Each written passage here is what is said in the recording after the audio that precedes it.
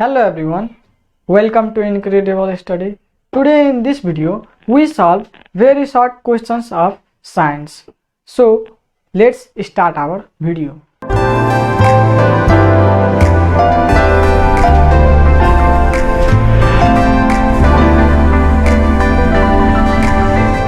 Welcome to Incredible Study. Here we are going to discuss these all questions, very short questions of science, and these are asked for 1 marks in the examination because they are very short. So let's move to our solution. First question is, define gravitational constant. What is gravitational constant?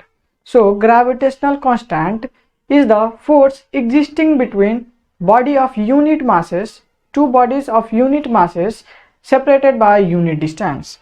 Here I am going to write here. This is the answer for question number 1A. Force existing between two bodies of unit masses which are separated by unit distance is called gravitational constant, and gravitational constant is also known as universal gravitational constant because it remains constant wherever you go, and its value is 6.67 into 10 to the power minus 11. 6.67 into 10 to the power minus 11 Newton meter square per kg square. This is its SI unit. This is the value of G, capital G. Now we move to our next question, question number B. What is the relationship between the quantity of heat gained or lost by a body with its temperature? Do you know? See here. The quantity of heat lost or gained by a body is directly proportional to its temperature. Is directly proportional to its temperature. We can write here B is equal to answer. Here this is the answer of question number B. Quantity of heat gained or lost by a body is directly, this is the sign of directly proportional to the change in temperature. We have heat equation Q is equal to ms dt, where dt is equal to change in temperature, and you can see this is the quantity of heat lost or gained which is directly proportional to this dt, that is change in temperature. So now we move to our question number C. Write the relation between upthrust and density of the liquid. What is the relation between the upthrust and density of the liquid? So here we answer this question. The relation between this density and the upthrust is directly proportional. It means upthrust is directly proportional to the density of liquid. We have formula U is equal to VdG. It means upthrust is directly proportional to the volume of the liquid, density of the liquid, and gravity. So here we have relation between upthrust and density of the liquid, which is directly proportional. Upthrust is directly proportional to this density of the liquid. Now we move to our question number D. Write any two ways of making a strong electromagnet. What are the two ways of making a strong electromagnet? Do you know? So the answer, simple answer is, when you increase the rate of current, it means when you increase the voltage of passing current in it, then the magnet will be strong, and when you increase the number of turns of coil, then also the magnet will be a stronger one. So here we answer this question. Before that, let's rub this. Here you can see this is the answer of question number D. Two ways of making a strong magnet are by passing high current through a conductor. When we pass high current through a conductor, then conductor becomes a strong electromagnet. And next one, by increasing the number of turns of a coil. And when we increase the number of turns of a coil in the conductor, then strong magnet will be formed. Here we move to next question, that is question number E. The power of lens is measured as the reciprocal of focal length. Why? So here we answer this question. A thick lens with a short focal length has more ability to converge or diverge the light rays, but the lens with the thin lens with a longer focal length has less ability to converge or diverge the light rays. And the power of lens with short focal length is more than that of the less one. So the power of lens is measured as the reciprocal of focal length. Here we know the relation power is equal to 1 by f. It means, here we write, it means the power of the lens having less focal length is more, and the power of the lens having longer focal length is less. We can understand by example. When we take the convex lens, suppose here is the center and here we draw this curvature lens, and when we draw a circle from here, then the circle will be drawn like this. Just rub this part, okay? We can rub this part and understand by here its focal length is up to this much. Here when we take concave lens, then here its center is here, suppose its center is here. Then when we draw this circle, imaginary circle, then it will be greater. It will be greater. Now you can see its focal length is more, and it has less converging and diverging capacity, whereas this lens has more converging and diverging property. And here you can see it has less focal length and it has more focal length. So the relation is inverse. Therefore here we write the power of lens is measured as the reciprocal of focal length. Now we write its answer here. Now you can see this is the answer of question number E. A thick lens with short focal length has more ability to converge or diverge the light rays, but the thin lens with longer focal length has less ability to converge or diverge the light rays. It means that the power of a lens with short focal length is more and vice versa. So the power of lens is measured as a reciprocal of its focal length. This is the proper answer of this question. Now we move to our next question, that is question number F. What is saponification? What is saponification? So here we answer saponification. It is the process by which the soap is prepared. It is the process by which soap is prepared, and we all know soap is the what? It is the sodium salt of higher fatty acid. Now we write its definition. Now this is the answer of question number F. The process by which soap is prepared is called saponification. It means saponification is the process by which soap is prepared. Now we move to our question number G, that is define homologous series. What is homologous series? Homologous series is the series of a compound, organic compound, in which each successive compound is differed by CH2 group. Here we write, and I will show you example. Here you can see this is the answer of question number G.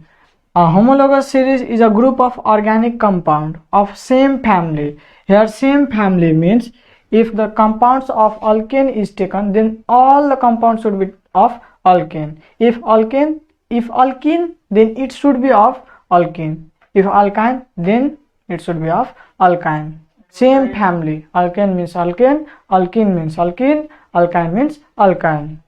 In which the successive compounds are differed by CH2 group. In which the successive compounds, it means one after another compounds are differed by CH2 group. Here I am going to give you example.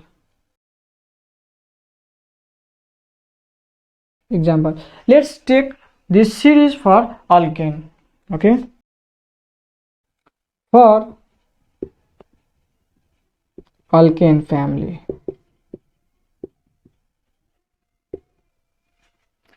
then first one CH4.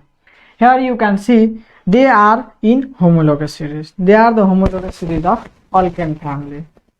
Now here first you can see CH4.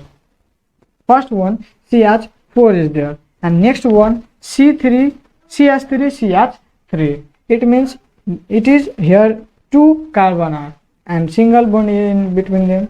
Then we can see it is ethane, and when you subtract C this from this, then you will get difference by CH2. Here we write how many carbon? 2 carbon, C2, and how many hydrogen? 6 hydrogen.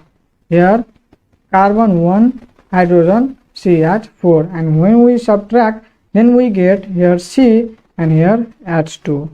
It means CH2. Same process you can repeat. When you subtract this from next one, its successive one, then you will get CH2. Just do it. CH3 CH2 CH3, and when we write here CH3 CH3, and when you subtract, then you will get this cut, and you get here CH2. You can see the difference in between the successive compounds are same. Now here we write the example of thermosetting plastic. I am not going to write it, okay, just you listen.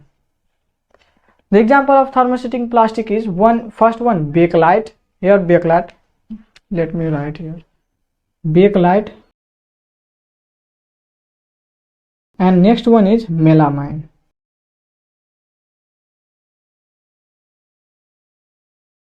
They are example of thermosetting plastic, and this is answer for question number 8. Now similarly we move to our next question, that is what is ammonia liquid? What is ammonia liquid? Ammonia liquid, it means it is the liquid form of ammonia gas. The liquid form of ammonia gas is called ammonia liquid. Here we write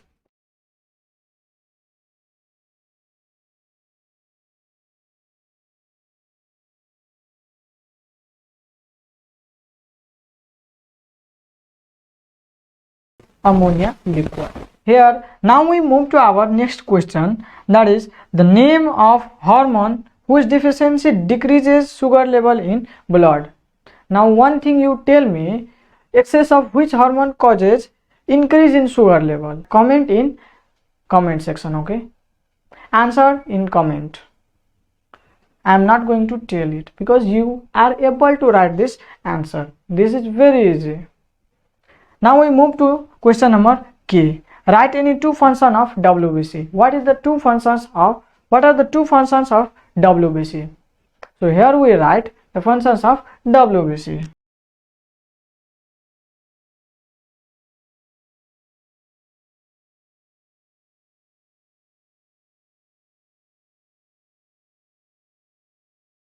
Here you can see this is the answer of question number L. Mutation is a sudden permanent change in gene that alters the genotype or phenotype.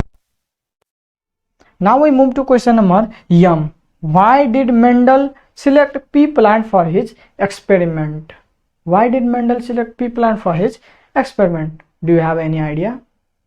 Here Mendel selected pea plant for his experiment because pea plant is easy to cultivate and it has many distinct contrasting character. Here I am writing, okay. Now you can see this is the answer of question number M. Mendel selected pea plant for his experiment because of the following two reasons. First one, pea plant cultivate, therefore he selected pea plant. And second one, it has many pair of distinct contrasting characters. Many pairs of distinct contrasting character means it means yellow, wrinkled, green, round, seed. Now the next question is question number N. What is swarming? If you have any idea, then comment in comment section. By the way, swarming is the process of moving beehive from one place to another place by the number of bees. It is the process of moving beehive by the number of bees is called swarming. Here we write, here you can see this is the answer of question number N. The process of shifting of beehive from one place to another by a number of bees. By a number of bees is called swarming. Or in general you can say the process of making beehive is called swarming. But remember this one, better to write this one. What is 1 astronomical unit? This is our next question. Now we define what is astronomical unit. The distance between Earth and the Sun.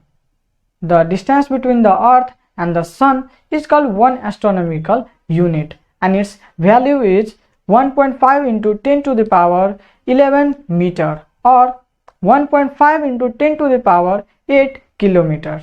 This is the value of 1 astronomical unit. In this way we have completed our video.